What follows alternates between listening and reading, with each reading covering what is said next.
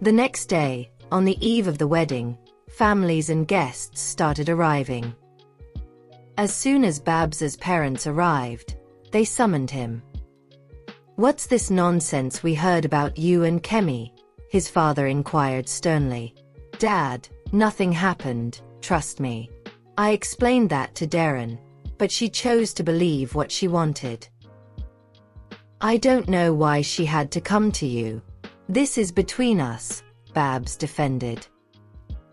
"Her father told us that she called off the wedding," his mother announced with concern. "And we can't have that," his father declared.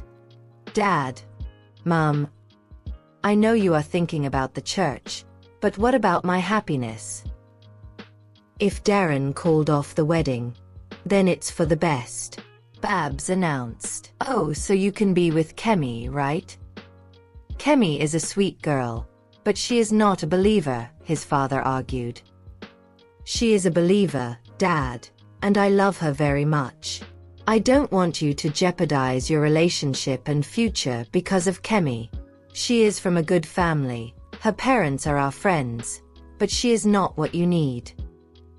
We've gone over this before. Derin is our candidate.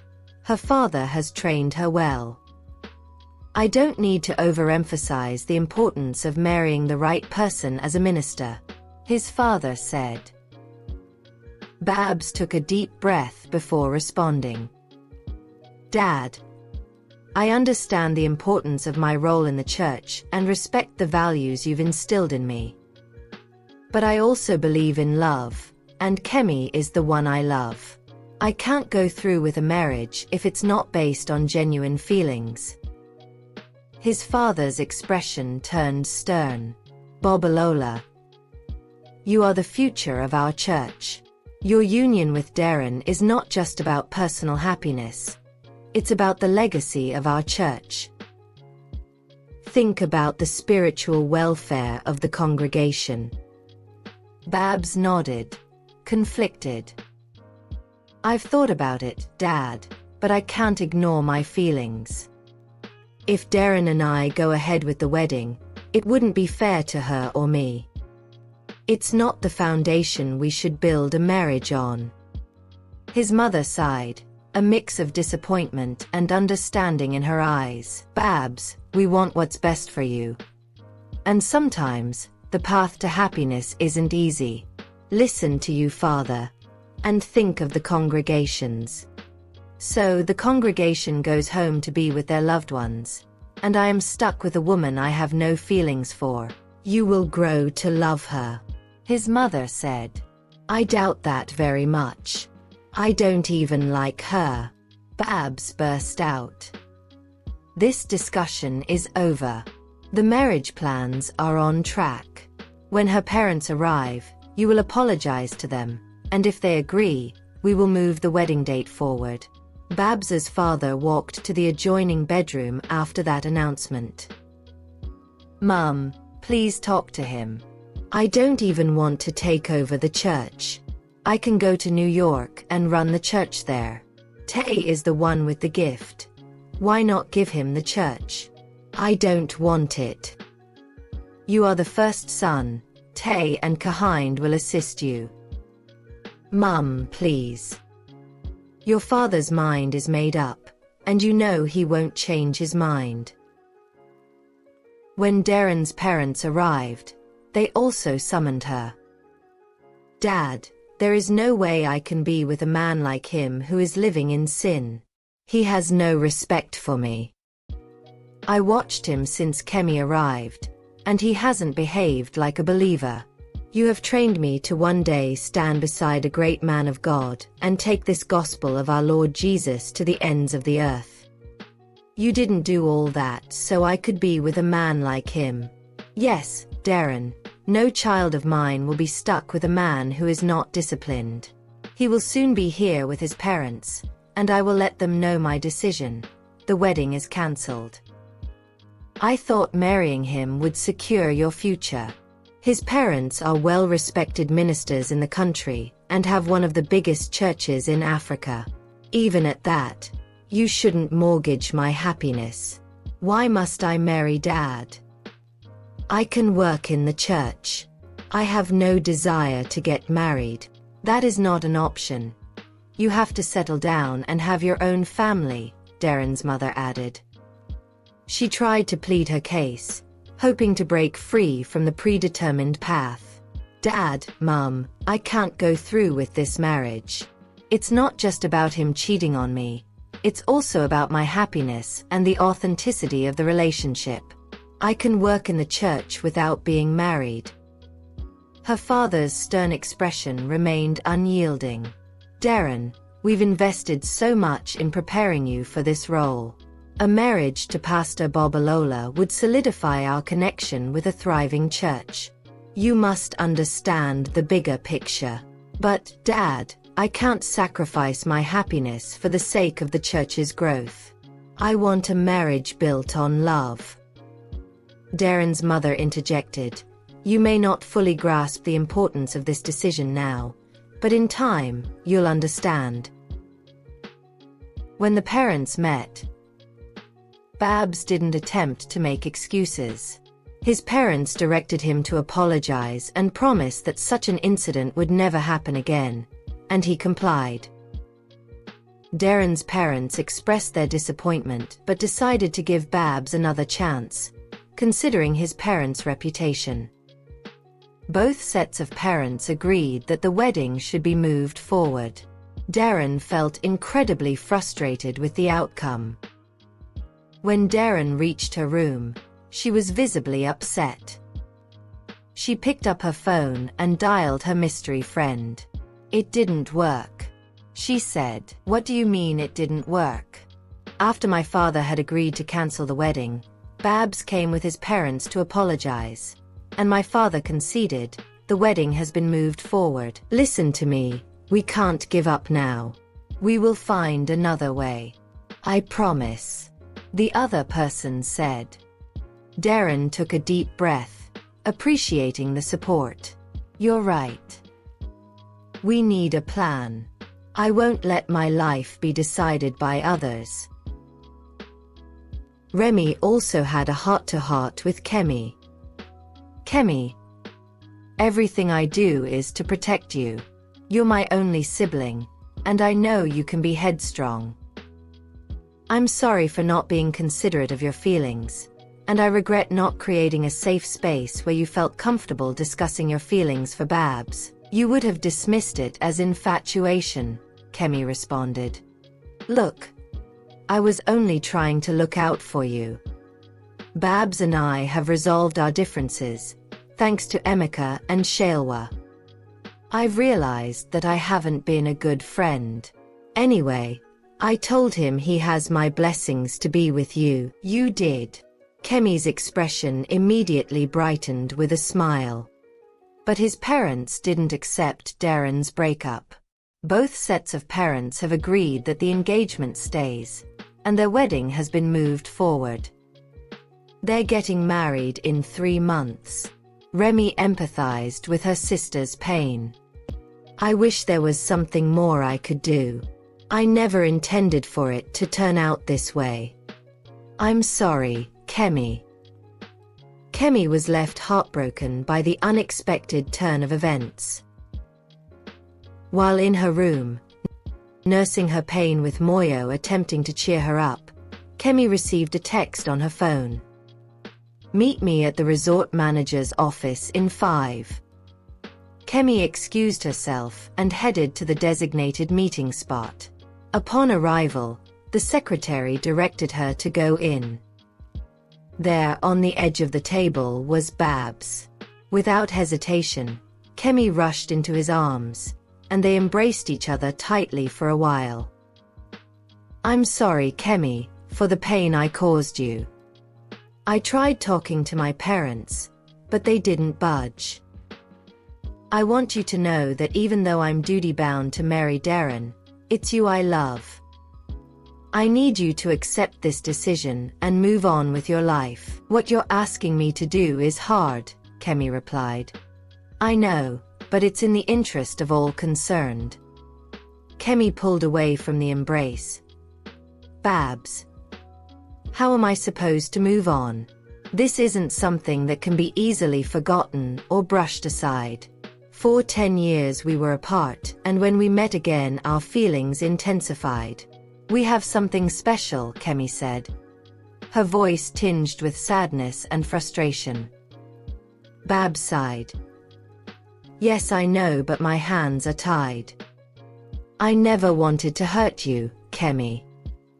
But our circumstances are complicated. If there was another way, believe me, I would choose it. Kemi took a step back, trying to compose herself. So, what do we do now? Babs looked at her with a pained expression. For now, we have to be apart. I need to fulfill my duty, and you deserve a chance at happiness without being entangled in this mess. It's the only way. Kemi nodded. I'll always care about you, Kemi. As Kemi left the manager's office, each step away from Babs felt like a step into an uncertain future, and Kemi knew that finding a way to heal would be a journey of its own. The wedding day dawns bright and sunny. Remy looked dapper in his suit, while Shailwa looked angelic in her wedding dress. Emeka and Babs served as best men, and Kemi was maid of honor. During the procession, as they approached the groom, Kemi quickly glanced at Babs. He looked so handsome that it broke her heart that she had to give him up. He was looking straight ahead. She took a lingering look at him because it was the only time she'd allow herself to do so. The service was particularly difficult for both of them, as they longed to be the ones exchanging vows. Recalling their conversation from the day before, Kemi experienced a fresh wave of sorrow. She wasn't sure how she would endure the day, but endure it she must. Throughout the service, she sensed his gaze on her, but deliberately chose to ignore it. She believed it was for the best. Derin's eyes were also on her, but she brushed it aside. The conversation with Remy and Babs the day before had brought the reality of the impending marriage to the forefront. The complexity of their situation cast a shadow over their emotions, and it seemed that external forces determined to keep them apart had prevailed. Kemi decided to make the most of the remaining holiday. Upon returning home, she resolved to rededicate her life to Jesus. It was time to embrace life again. She realized she had unconsciously put her life on hold. Reflecting on the events that transpired during her visit, she recognized the need to move on and find someone to share her life with. The reception, a lavish affair adorned with flowers and celebration, was beautiful, and there was a lot to eat and drink. Kemi did her best to enjoy the festivities, putting on a brave face. The laughter, music, and celebrations surround her, but her thoughts occasionally drift back to Babs and their impending goodbyes. She pushes aside her thoughts, determined to make this day memorable for the newlyweds. The couples were set to depart for their honeymoon the following day. Babs and Kemi avoided each other, completely cutting off contact. Kemi also attempted to steer clear of Babs' parents, although it felt awkward. These people had known her since childhood, yet they seemed to harbor reservations about her suitability for their son.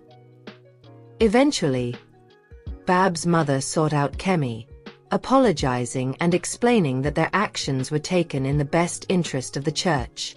She then prayed with Kemi, expressing hopes that she would find a suitable husband of her own. The following day, everyone went their separate ways. After bidding her brother and Shailwa farewell, Kemi returned home with her parents. Babs, Derin, and their parents departed early to attend their respective church services. Kemi dedicated the remainder of her holiday to being with her parents and Moyo. Her mother, sensing the sadness in her eyes, gently probed until Kemi opened up. Seeing her daughter's pain, she spoke reassuringly. "Kemi, my beautiful daughter, I didn't realize you were going through all of this. But let me tell you, love is a beautiful and complex thing. You will love again, trust me. Just open your heart and let love find you." Kemi took solace in her mother's comforting words, and in the following days, she found herself drawing strength from her words. Determined to heal and move forward, she decided to plunge herself into positive activities during the remaining days of her holiday. Spending quality time with her family and friends, Kemi rediscovered the joy of simple pleasures, the laughter of loved ones, the warmth of shared moments, and being in the company of those who love her gradually started to mend the wounds in her heart. When it was time to return to New York, she bid her family and friends goodbye and traveled back to resume her life. When she returned to New York, she went back to church and became committed in church. She reached out to Leke, whom she felt she owed an apology. "What do you want?" Leke was hostile. "Can we talk?" she asked. "I don't think we have anything to say to each other. Because your crush had rejected you, you are now back to me. I have moved on. I suggest you do the same. First up, I didn't come here to ask you to take me back. I came to apologize for how things ended between us. I'm sorry. You deserve better. I've always been in love with Babs. It's because of him I haven't been able to commit to any relationship. But all that is behind me now. I've decided to move on. So, I wish you the best because, even though you're crazy, you're a good guy." With that said, Kemi left, and Leke didn't try to stop her. Back in Nigeria, preparations for Babs's wedding to Derin were in full swing, and everything was nearly set for the big day. Babs had come to terms with his fate, accepting that Kemi was now a part of his past. However, the void she felt lingered, and as the wedding day approached, he found himself praying for God's guidance. 2 weeks before the wedding, Abiadon called Remy and urged him to check his phone for a video he had sent. Opening the video, Remy was shocked by its contents. He immediately called Abiadon, asking, "Where did you get this?" "When we met her at the resort. All the signs were there, so I did a little digging. And this is what I came up with. This is crazy. It's a crazy world, right?" Remy, perplexed, questioned, "Why did you do it?" Abiadon sighed on the other end of the line. "I did it because I couldn't ignore the signs. Something felt off, and I needed to know the truth. I didn't want Babs mortgaging out his whole life for an illusion. What Kemi and Babs share is priceless. It's the kind of love that only a few people experience. Secondly, I owe you a debt of gratitude. If you hadn't stepped in when my ex tried to take everything from me, I don't know what would have become of me." "Then I guess we are even," Remy responded and ended the call. The seriousness of the situation hung heavily in the air as Remy contemplated the next steps. He knew that revealing this information could potentially alter the course of Babs's life, and the timing was far from ideal. After much thought, Remy thought to himself, "I have to tell him. He deserves to know."